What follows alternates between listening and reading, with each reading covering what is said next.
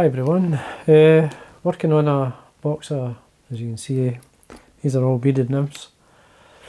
Starting off with a pheasant tail here, a couple of pheasant tails. I've got the green and the natural. This is a kind of Polish nymph style.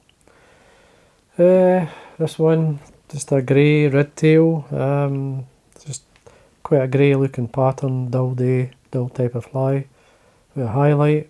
The pink, just pink bead, it's a great one for the greyling.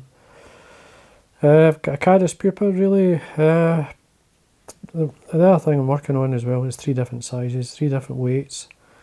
3.2, 2.8, 2.4 is the bottom one. So I'm working on sizes 14s, 16s and 18s.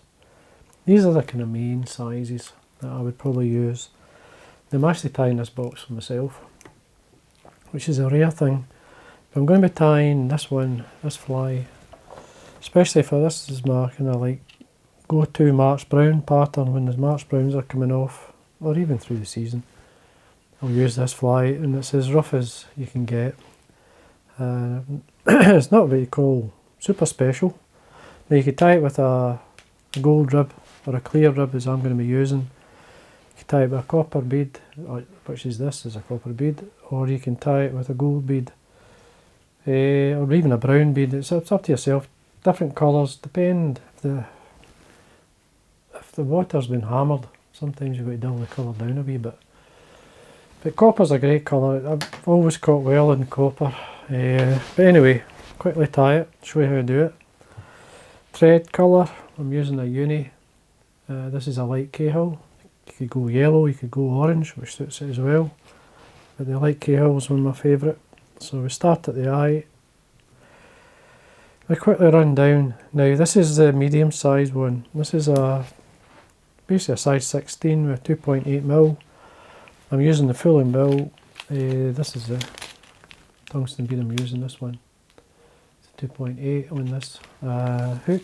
I'm using the size 16. I'm using the same hook in the 3 flies. This is the one, the 50-45, which is a kind of quite a nice weight. It's a 2x heavy. It's a good, I like the point on this one. It slightly sits up. That's why I like it. You get a straight point, which is fine, but I prefer the wee curl at the end. Now the tail of this, in the past I've tied it to a couple of ways. I've actually used, I'm going to CDC feather, I'll show you. This is dyed, I'll show you it as a bulk anyway. I dyed this myself. It's a brown olive, believe it or not. It's a vineyard dye I use, but there's very little dye in the CDC. There's just a touch of dye to get this colour, and it works extremely well for me.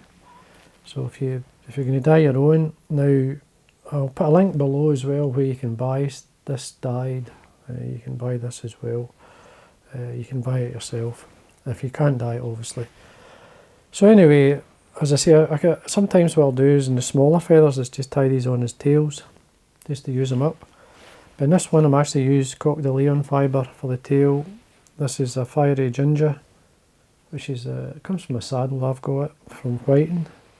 It's quite nice, it's a lovely colour. It is a natural colour, it's not a dye colour, it's natural. And I'm using the bottom of the feather in this fly, which is quite dark. So you can see what I've done here is brought the fibres 90 degrees out from the stem, hold the tip. You'll see there, they should all be lined up. So when I tail that away, the ends should all be lined up, and you know that your tips should be straight. So anyway, there were tail length, body length, tail length, round about that. So I catch this on. I'm just going to come slightly onto the bend, come underneath with a turn, just to flare the fibres a wee bit. Just the same way you would do a sort of dry fly hackle for, fibres for a tail. Now the rib can be, as I say, a gold tinsel or I'm going to show you what I'm using here. This is Uni-Mylar, it's clear, number 14. I think they only sell this one size. So anyway, I'm using that. Let me catch this on. Now you can stretch it. When I'm tying the smaller sizes, I stretch it down to half its width. Now I'm just going to come down, just form a nice underbody a wee bit with the thread. make sure you're right at the back of the hook. Now the body of the fly, now this is Hare's mask dubbing, if you want to call it. It was a Hare's mask that I removed the fur and then blended it. And you can see it's a bit rough. There's lots of, I don't know what that is. But anyway, that's it rough and ready. Now what I do is I take one of these feathers and I remove, I keep the tip for the hackle and I remove the fibres down here and I blend that and I mix that into this dubbing, into the mask.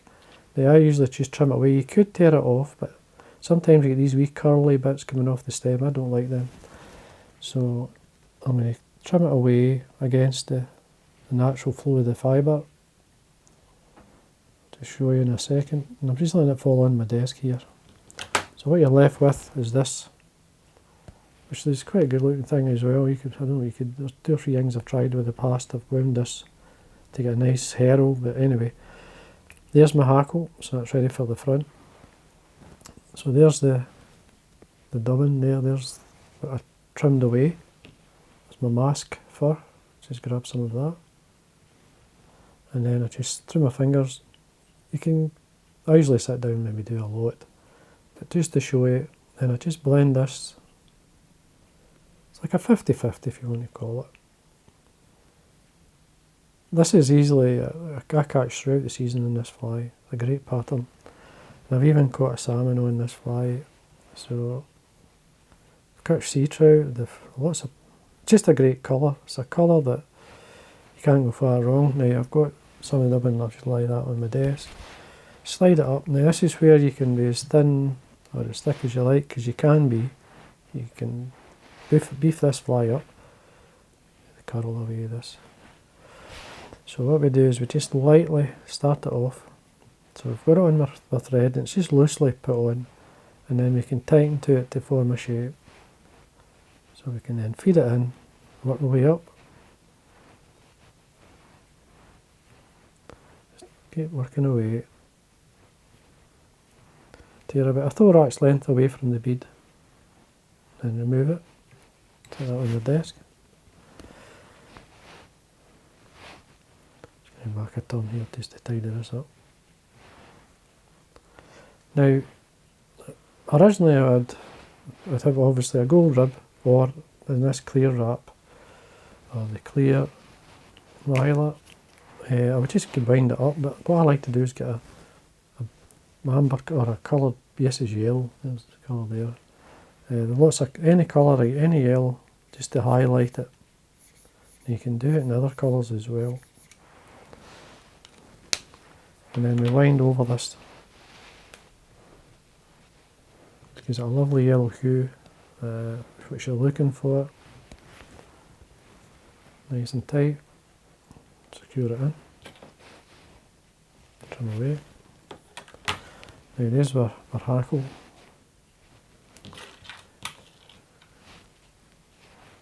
So I'm just going to catch it by the tip. And pull back the fibres. Now don't be shy with the length of the fibres in this. And basically, the fish still take it even though it's quite long. So what I'm going to do here is, there's a tip in there, I'm just going to fold this back. Just make it disappear. As I say, it doesn't want to disappear. Then we can trim it away. Now, people ask me questions about the thread control, the sithers and the way I control them. Now if you're out here and you're trying to cut something, obviously you're a bit wobbly because you're a distance away. What I normally do is, when I'm cutting, you'll see me coming in and I'll rest the sithers on my thumb that's on my vise. So I'll use the thumb as a guide and control the sithers from cutting away what I don't want to cut away anyway. And then you can be, it's much tidier. So we go back to our dubbing. So it's the same blend, just that remains. Then the smaller flies you'll get, at least, you get a lot of, I mean you can get a good 2 or 3 flies out of this. So what I'm going to do is lightly dub this on. Take that away. Now I like to have a wee highlight or something, but before I do that I'm going to wind my hackle through the dubbing. Now what this does, it helps to keep the fibres out.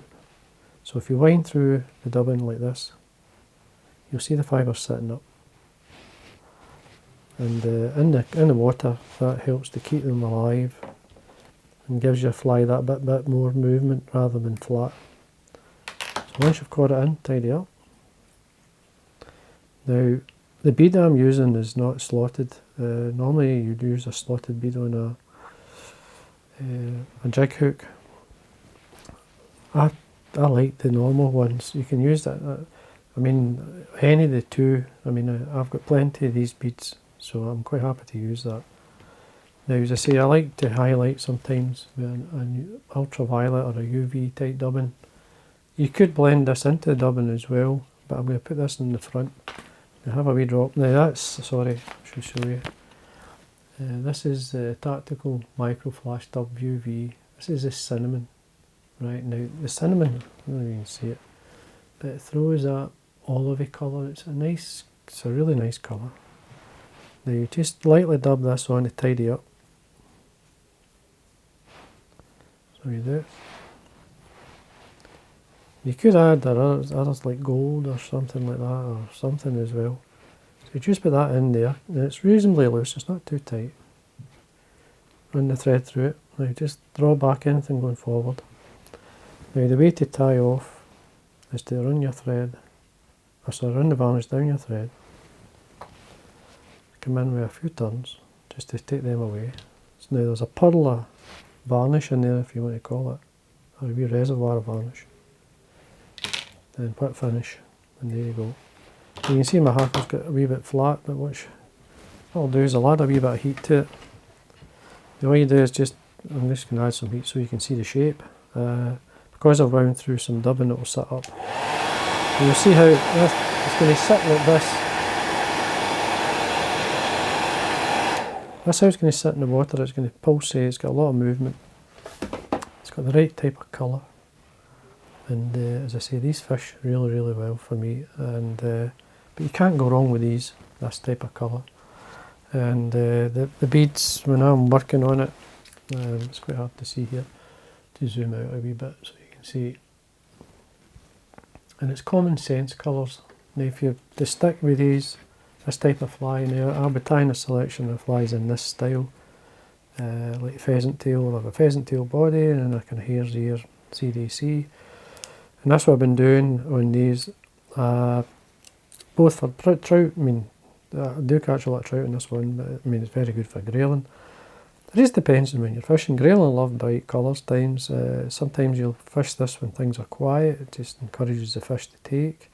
Brown trout, the wild brown trout especially in the rivers I fish, or the river dune, they're very aggressive, like colour, they just grab, especially with red tag on them, pheasant tail as well. But they love this pattern. But if the March brown's coming off, this would be my go-to bug or nymph, just to fish it off.